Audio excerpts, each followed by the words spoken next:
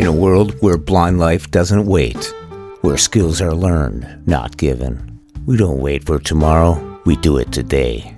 Real skills, real tools, real life. I'm Jeff Thompson, along with Tim Schwartz. This is The Blind Drive. Let's get started.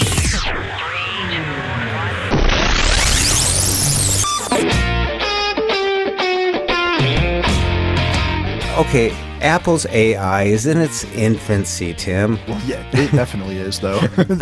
Give it time. I don't know if that's the right example. And I said, wait a minute. You're talking about an app that I can put a video in that'll describe the video, not just the photo? So I immediately didn't walk, I ran to the App Store to go download this. In society, the time it takes for us to engage in accessing data does not jam with the pace of life. Interacting with people and talking to people, low tech can be the best tech.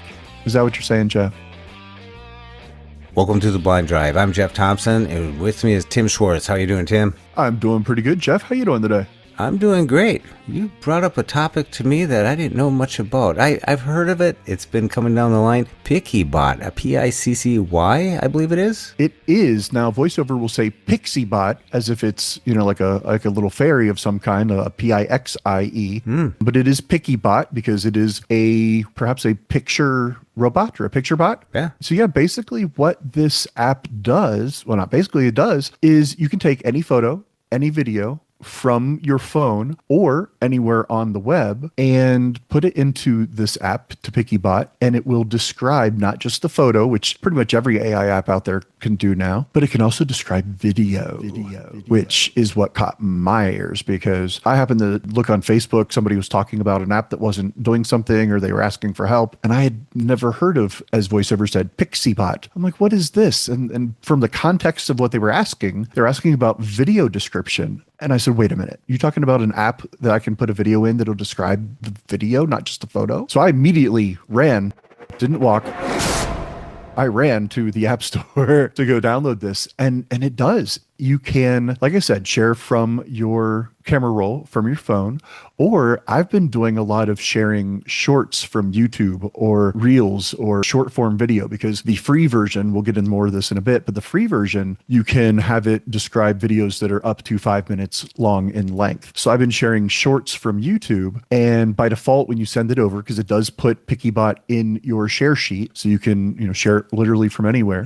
That's how it gets there. Which is very nice, yeah. And I mean, you could download it, I guess, and then once you have it, then upload it back into PiccyBot. Oh, yeah. So when I've taken a short and sent it over there, by default, it will just give you general information. This video, is a video of this person. Here's what they look like. Here's what they're doing. Here's what's going on. The general description that you would get from any AI as it's just trying to give you the basics of what it's looking at. But then you can follow up, again, just like any other AI you use. I've sent it videos with people that are presenting a celebrity here and there or a clip of a TV show or something like that. And I've asked it, okay, describe this scene in detail, beginning to end. If it wasn't picking up the character names or whatever, I actually, at one point in my feed was a clip of an old Star Trek The Next Generation episode. And I said, utilize the internet to decipher, to figure out the characters in this particular episode and information about the episode so that you can provide me detail about the scene, what is going on, who's in the scene and what's happening, all those kind of things. And sure enough, it came back and said, Commander Data enters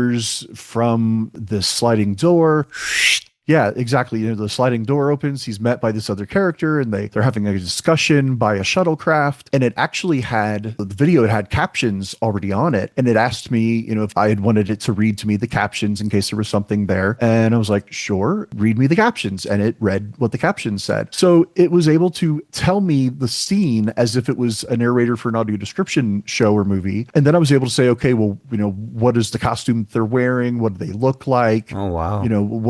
What is the scene? Give me the layout of what's actually going on within the scene. So I was able to get context. Thankfully, this was a scene that back in the 90s when it was on television originally, I had vision then and I know what the scene is. So in my mind, I'm trying to play it back, trying to remember exactly what was going on and seeing if it was correct, but basically was. But yeah, I mean, between using the internet and its own AI abilities, it was able to describe the scene, and it was describing to me everything. I wanted it or not, it would provide the information. And of course, like I said, it can do that with photos, just like any popular AI app can do with photos. But with this ability to go this deep into video, I was very impressed. I've been very happy with it. I'm very tempted to pay the premium, because there's the kicker. You can get additional language models. So whatever it's using by default, you can expand that to use other language models for the description. So I presume, without having unlocked it yet, Gemini or ChatGPT or Perplexity, maybe it'll use other models like those. Different voices. Exactly. Different voices. Exactly. Different voices. Exactly. Not just the main voice that it speaks in, although it puts it up as text, so you could still have VoiceOver read it to you if you're a VoiceOver reader. So the description it's giving you, just like any other AI bot, it's there on the screen with the text. So its voice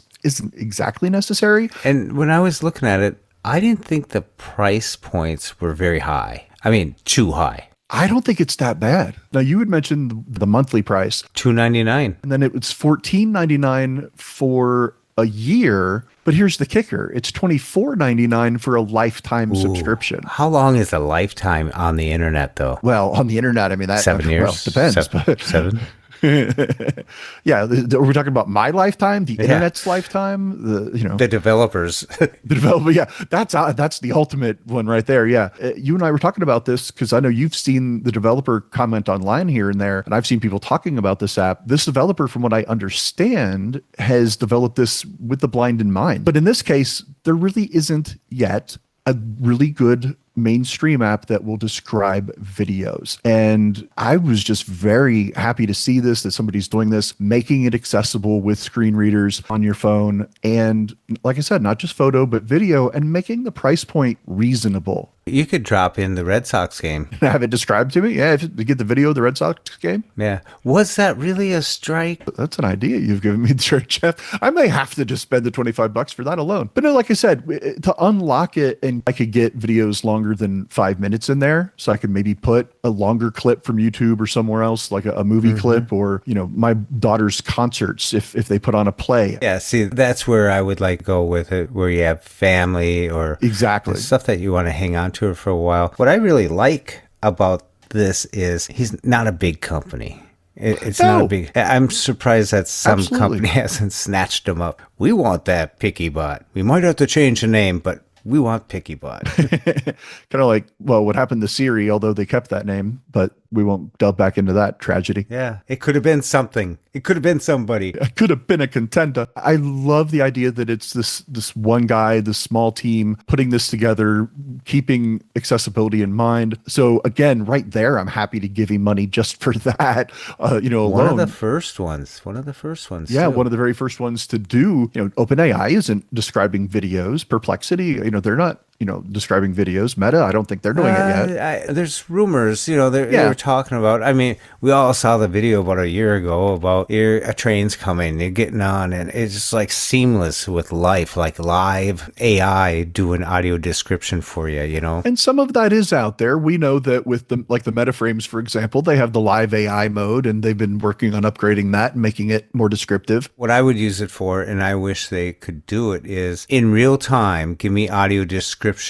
I just say, become Roy Samuelson and do it. Just audio describe this. Work at it. Side note on that, don't you wish that you just had Roy Samuelson just with you all the time to describe everything? That or an IRA agent. An IRA agent. I want Roy to be my IRA agent. I want Roy to just be everywhere. I know you've talked with him a lot. I've interviewed him on my show several times. Roy's the man, but I digress. That's the other thing I forgot to mention about the PiccyBot app is that you can record video or take photos within the app as well without leaving the app. So of course you have to give it permissions to access your video and to access your photos. I was playing with this yesterday where you give it those permissions and you take a video right in the app. And then as soon as you hit stop, it will have it right there within the app for you to start having it described to you. So it's not real time. It's not live like we're hoping for, like a live AI kind of situation to describe something. But I don't know. I think I'm talking myself into paying the lifetime Yeah, subscription. you're doing a pretty good job. You're going to have to, you probably got the money out of your pocket already. I think I need a commission. Well, it depends on what you want to spend your time with AI. If that's what you want to do, that's what you want to do. That's your prerogative, you know. I have my little niches that I like to use it for. One thing I don't know if this is going to come out wrong or not, because I never said it. I just came across it in my head right now. We're spending time, spending money, trying to get our vision back, in a sense. Yeah, I know what you mean. Are we doing the right thing? Are we chasing something that may not ever really come to fruition? Because we get a guide dog, we get a cane to go to work, to do this stuff. We get stuff, we have lots of stuff to cross these barricades and brick walls. And yet some of this stuff is like, yeah, I'd like to see the video of my granddaughter running a race, have it audio described to me. Instead of, I don't think some people in my family are the best audio describers. They're just not. Sometimes they aren't. Yep. Pretty soon, you're just going to be able to take a picture of a book cover and it'll read the book to you because it'll have it been scraped off the internet. I've done that sort of with ChatGPT because you can create projects within ChatGPT, so everything's contained and it, you know, keeps that conversation going within that project. And I've started a book reading project in my ChatGPT. So I downloaded the file from my Goodreads account of all the books I've ever read, uploaded the file to ChatGPT, and then said, okay, we're going to keep a running tally of the books I've read, books I might be interested in, if I want to come here and ask about a book I've ever read. So I say, hey, you know what? I'm about to read the third book in this series. Remind me of what happened in book 2. Basically just throwing out questions, but it's got the context of what I've already read. And to your point, where you saying about, you know, maybe we're using some of these things to, in a way, get our site back. I know exactly what you mean by that, but at the same time, you mentioned, well, we get our guide dogs and our canes and talking phones and talking computers, all that kind of thing. I think that this is just another, as we cliche, both of us have said in many shows over the years, it's something else in our toolkit, you know, to have an app or series of apps that I can use to provide information that I may not otherwise have without relying on someone who isn't trained, who isn't professional as a narrator or a writer. You know, they don't work for one of the audio description companies, just a friend or a family member who's doing their best to describe something to you. And God love them for trying. You know, my wife does a really good job. It's, you know, many years of practice since we've known each other, but, you know, she does a good job. But even she will say, yeah, if you can ask questions directly and give you specifics that I may not necessarily pick up on, or I might not necessarily see right away, or I might not think to tell you, there is a use case there. It's just something else to have in my toolkit. It doesn't seem like yet, but I mean, come on now, you know, give it a year, 2 years, 5 years. You know, I mean, you and I've talked about this. AI in general is in its infancy. Even though we've had this in our pockets for a few years now, it's still I mean, it might be 3 years old in real time. It's more like 2 months old in AI time. It's just like dog years. It seems like AI has years. Like every 3 years, it's only a month old. In 9 years, it'll be 3 months old. No, absolutely. And I think that's probably pretty accurate. But I like the idea of it being something that we can use on the side to help us rather. I mean, we don't have to rely on it. I don't have to have it, but it's a nice thing to have. When you look at vocational rehabs, they ain't doing too much to help you get your sight back. They want you to get a job, and here's the tools to do it. Yep. So there's this available, and this, and you can do this job, and there you go. Now you have a career, and you can improve it upon that. And yet, someone that isn't working yet is looking at all this AI stuff and saying, this is gonna help me. You know, I don't think it's there yet. I don't think it's fully there yet, but I do think about all the jobs that I've had where there wasn't, like, we had to watch a video as a team or as a group, and there was a required watching, you know, video for products or new products or sales or, you know, whatever it might be, customer service. And it's a smaller company. They don't have, or even if it is a bigger company, but they're not having it audio described for me, I could now get access to, you know, a copy of that file, upload it to something like PiccyBot, and have it describe it to me and tell me what I'm missing that was visually in the video. I mean, that's fantastic. Now, I'm going to say right now to anybody listening that's going, hey, wait a minute, but they need to know about accessibility and making sure that things are accessible for us from the ground up. Absolutely. I agree with that 1,000%. Websites and videos and all of it. I'm all for things being accessible out of the box. I'll be one of the first ones to stand up and walk and march and scream and yell for that. But at the same time, if I can bring a tool like that into my life, where something isn't quite there yet for me and I can utilize it, whether it's in the workplace, my personal life, and I can utilize something like that. Oh my gosh. Yeah. I'm going to be right there for it. Yeah, it's a bright light in the future of everything. The only thing that I have a problem is in some of these gadgets and gadgets that I'm using. I admit I use them. I can't be a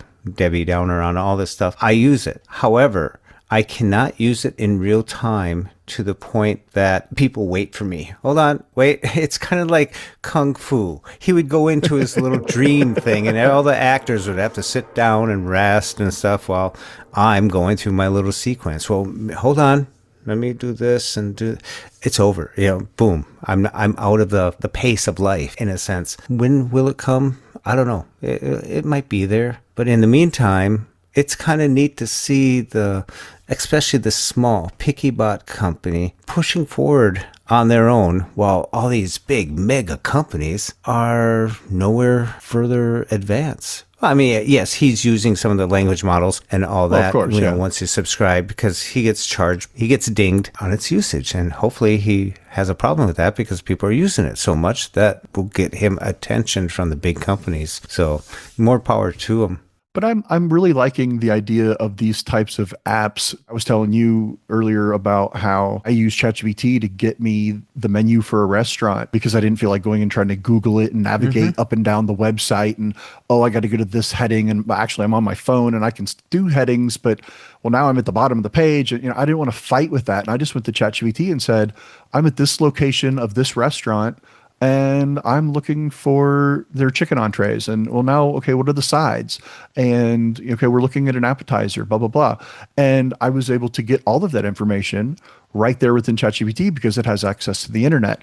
Being able to use something like PiccyBot, having even more specific apps that can utilize AI to give you information about things that we haven't even thought of yet, or things that are niche type situations. Lori took out her scanner app, just quick, took a picture of something, and she listens and found the expiration date. And the deli makes it at a certain time, and then they have it should sell by and then expires by. So there's 3 dates: when it was made, when it should sell by, blah, blah, blah. And she said, it's this, that, and this. So I thought I would show her how technology has come a long way. So I went in the ChatGPT, took the picture, asked the question, and it came back and she said, well, that doesn't say that date. That's not the right date. So I asked ChatGPT, I said, can you check this date? That doesn't seem right. Oh, you're correct. So it corrected itself and explained it. And she said, no, the first date when it was made is wrong. Oh, geez. So I said, I observed that you may have mistakenly gave me a wrong number. Oh, you're correct again. Here's what it really says. The problem could be because it's 3 dates, right? Blah, blah, blah. It's kind of making excuses for itself. Kind of like you going up to the teacher or one of us going up to the teacher and saying, but 2 and 2 could be 5. Right? But anyways, it was one of those things that, okay, that really screwed up. And yet the scanner app, a VD scanner, voice dream scanner, I'd rather say, but she uses that all the time and just uses it. She's so used to it. She just, her thumb is just going, choo, choo, choo, like that. And she gets it done. And I got 2 wrong answers and 1 correct. Wow. How much money is that company worth? And they can't get that right. So, Exactly. And I think that's where it truly shows that this is in its infancy. Although at the same time, there are companies that are getting it right almost every time. Not every time, but almost. So yeah, that's the thing that, it's buyer beware. If you're using this stuff for free, well, there's a reason. But even the paid models are going to get it wrong sometimes. And you have to be aware of that. Why do we give it an excuse that, hey, it's in its infancy? You have to understand. Well, you're right. You're right. I mean, that's fair. Absolutely okay. Fair. Apple's AI is in its infancy, Tim. Well, yeah, it definitely is, though. Give it time. I don't know if that's the right example. I know you're interested in the watch, but I heard you might be going for a 10. I'm interested in a watch, but I'm just holding off. And it seems like the more I'm holding off, the less pressure I have on me. It's always that event that builds up everything and I watch it. Yeah. Well, yeah, I watched the event and I'm like, oh, I got to get that 11. That's amazing. Look at that hypertension tracking and all this other stuff. And then I got looking into it more and reading and I'm Now, like, over a week oh, later, now how are you feeling? maybe I should just get the 10. I don't know that this is as accurate as I think it's going to be. And really medically, I've done some reading and maybe it's not quite what I'm, thinking it's going to be or hoping for yet. Maybe I can just spend a little bit less money and get, last year's model. I think So last I year's agree. model, or even a 9, I think those have enough stuff to give you some biofeedback to get all those little things. You're kicking it today. You went over 9,000 steps or whatever you had. I think those type of things. I think when you really have to get your blood pressure checked, if you go to Costco or if you go to Sam's Club, Walgreens, you can sit down and get your stuff checked out there. But I don't know how accurate it is. Like you said, it's not the cup on the bicep. It's just checking you out by other indicators but I think if you have a watch 8, 9, 10, I think you're doing fine. I think I agree with that. As much as I was drilling over the idea of the 11, and like I said, I've thought about it a lot more and done my research and listened to some doctors online talking about these things and some other experts. And I'm like, you know what? Yeah, maybe I can go for the 10 or maybe even the 9. I mean, I'm coming from the 4, so it's it's not like I'm, clinging to something that's really recent. Everything from here is an upgrade for me. But I agree. I think that we have to kind of hold back with our expectations and some of these things, but at the same time, don't give it excuses because you're right. I was saying, that is in its infancy and in a way that is true, but some companies do it better than others. Some companies aren't focusing on things that others do. And so they think there's a lot of different reasons why some of these things don't work right. You were telling me about your app that you've recently utilized. I got the Wixey block angle gauge. It's a Wixey angle gauge, and what it is a square box with a magnet on the bottom. Then it has a digital readout, an on button and a zeroed out button. When you have a surface that you're going to use as your point of zero and you want to tilt your blade to 30 degrees, it'll go 0, then it'll either say plus or minus 1, 2, 3, all the way to 30. And what I was doing then is using AI. AI actually told me that it was shy of 45. So now I knew that my tool, if I was sighted and used my gauge on my tool and brought it to 45, I wouldn't be at 45. But on my gauge, I should be at about 44, just under 44 to be at a true 45. And this Wixey angle gauge has Bluetooth built into it. So I got the Wixey Talk app from iOS. You can get it on Android as well. And Wixey is spelled Wixey. It's not Pixie, like Picc. Not Pixie or Picky. Yeah. Yeah. It's not Wiki. Yeah, that's another thing. Yeah. So I downloaded the app and I turned it on and I can read the gauges now. So on my miter saw, on my table saw, I can just clip this onto the blade, not while it's running, and No, please don't. just check the tilts out, see if I'm at 0. And so it's kind of neat. And I'm getting a caliper as well, and that'll be coming. And that's where, do you remember those clapboards? Like, ready, take 7. Yep. So it opens like that. It hinges, like you put your 2 palms together and then hinge at your wrist and open them up like a bird talking. I'm not going to do the puppet thing. Aw.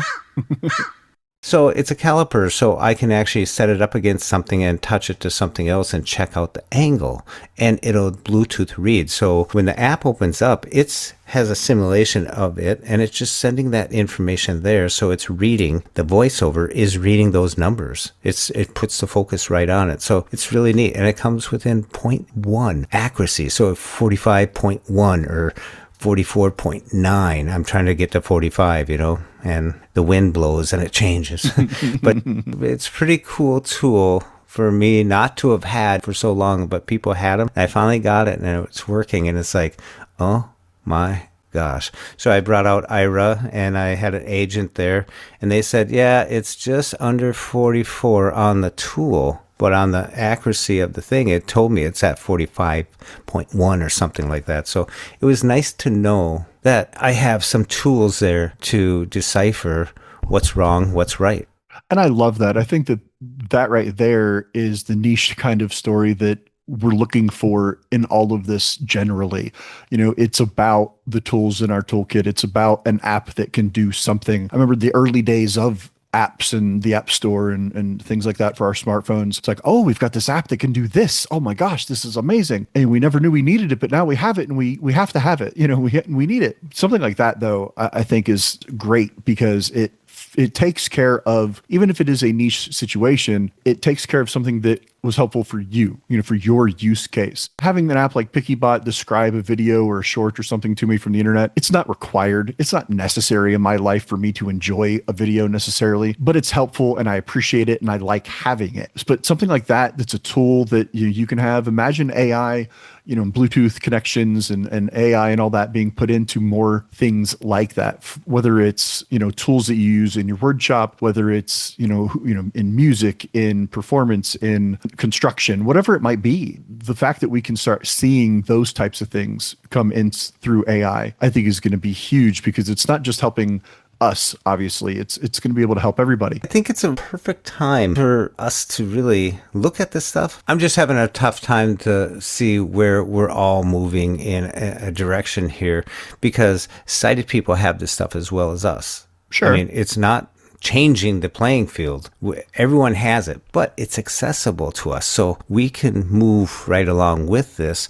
And that's, I think, is one of the biggest things. Our sail is catching the same wind that theirs is at this, and they're not passing us up on this.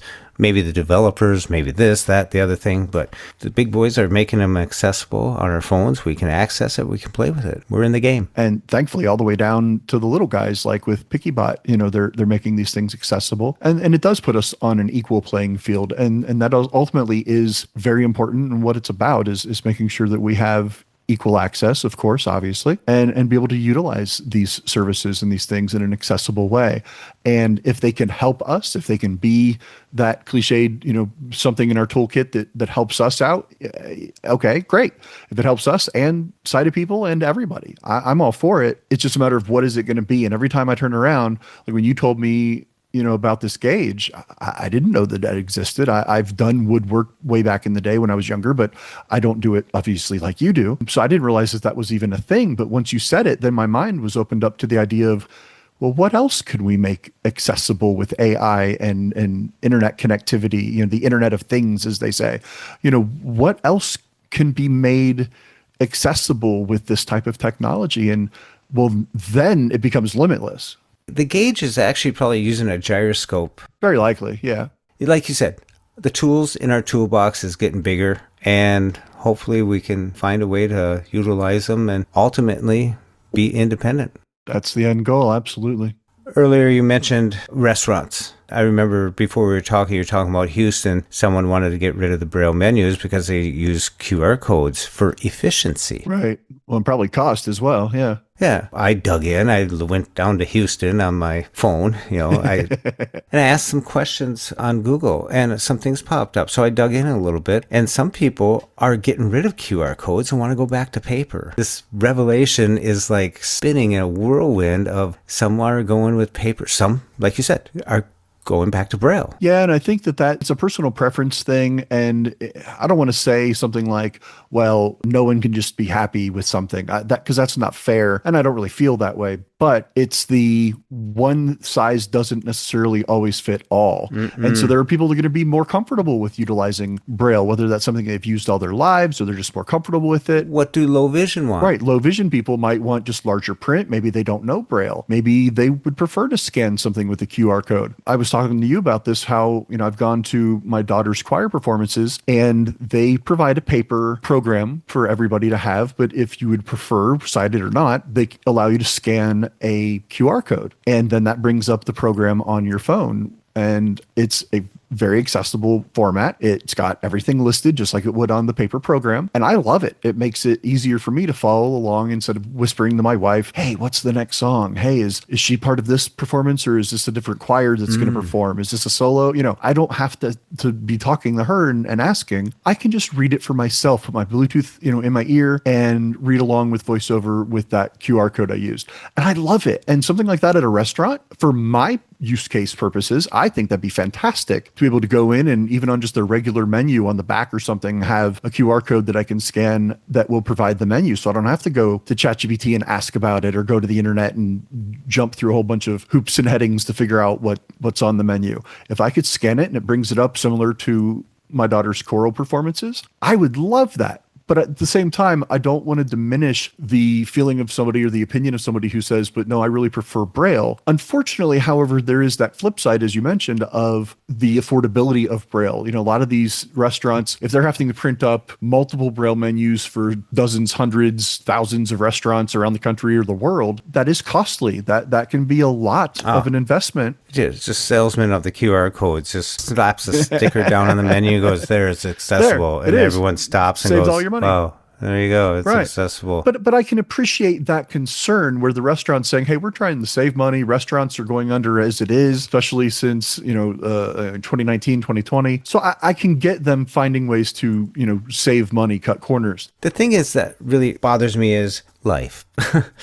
Be in it. Every time it seems like if I put my AirPod Pros in my head, people think I'm not listening, not paying attention, or I'm not interested or something. And yet I have them on, but they're on transparency and I'm listening intently. They just happen to be on because everyone else has their phone in their lap and they glance at it and they're still in the conversation, but that's okay. But we can't have our earphones in because then we give the perception that we're not paying attention. We're not giving their divine attention to them. But then when you go to the restaurant and they're all checking out the menus and mumbling and saying stuff, and you take out your camera and take a picture of it, want to get scanned, or you want to do something, then they look at you like, oh, he's having trouble.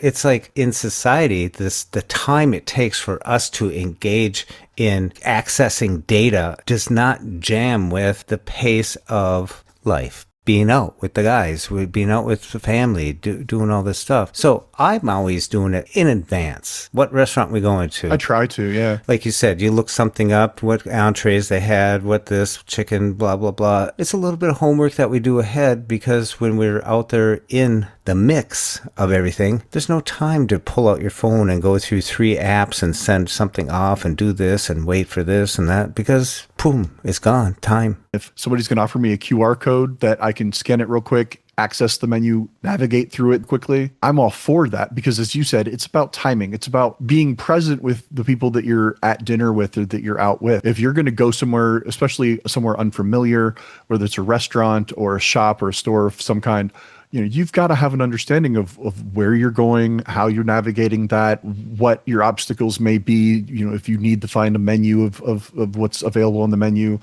all that kind of thing. We have to plan, not have to, I guess, but we a lot of times feel we need the plan so that we can be equal, so that we can be having the same experience.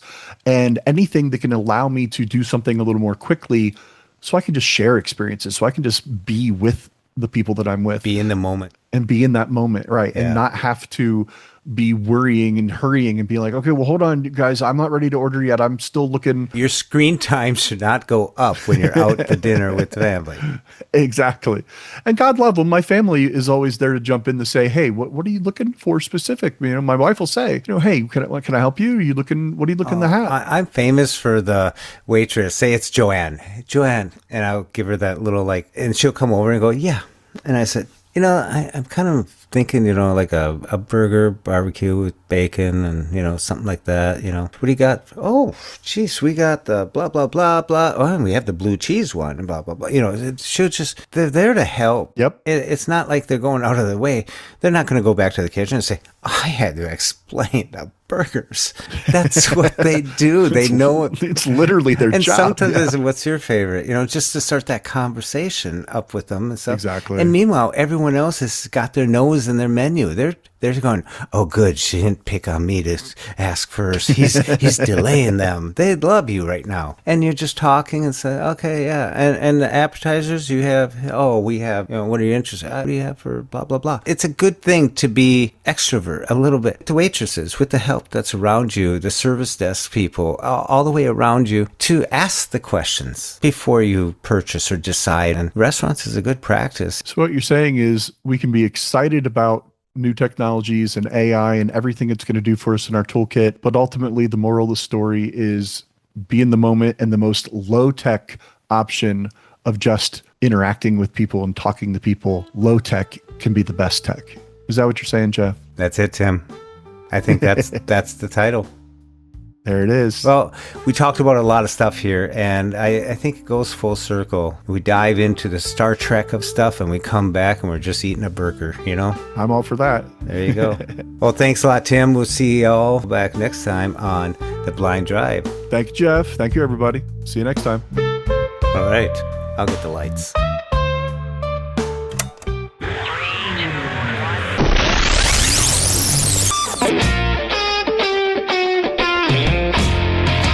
For more podcasts with the blindness perspective, check us out on the web at www.blindabilities.com, on Twitter at blindabilities, and download the free Blind Abilities app from the App Store. That's 2 words, Blind Abilities. And if you want to leave some feedback, give us some suggestions, give us a call at 612-367-6093. We'd love to hear from you. I want to thank you for listening, and until next time, bye-bye.